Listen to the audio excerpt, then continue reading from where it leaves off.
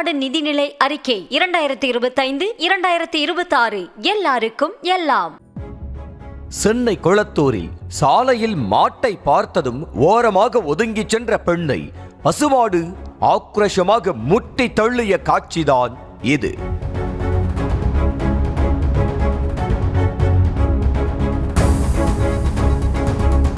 சென்னை மாநகர் மற்றும் புறநகர் பகுதிகளில் சாலை மற்றும் தெருக்களில் சுற்றி திரியும் மாடுகள் அவ்வப்போது பொதுமக்களை தாக்கும் சம்பவங்கள் அதிகரித்து வருகின்றன.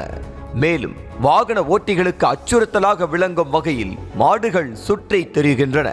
இந்த நிலையில் கொளத்தூர் பாலாஜி நகர் பகுதியில் தமது மகளுடன் நடந்து சென்ற பெண் சாலையோரம் கன்றுக்குட்டியுடன் பசுமாடு இருந்ததை கவனித்து ஓரமாக ஒதுங்கி சென்றார்.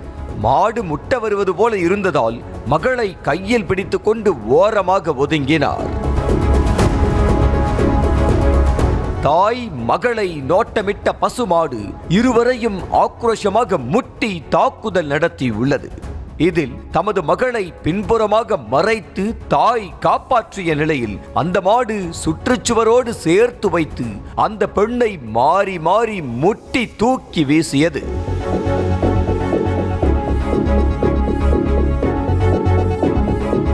இதனை கண்டு அதிர்ச்சி அடைந்த பொதுமக்கள் கையில் கிடைத்த பொருட்களை கொண்டு பசுமாட்டை தாக்கி விரட்டி அடித்து தாய் மற்றும் மகளை காப்பாற்றினர்.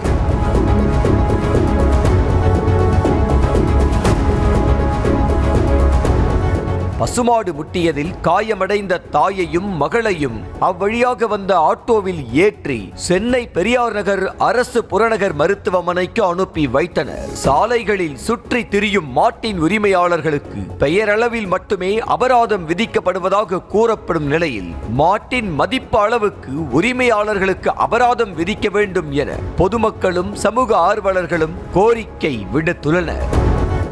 தமிழ்நாடு நிதிநிலை அறிக்கை 2025-2026 எல்லாருக்கும் எல்லாம்.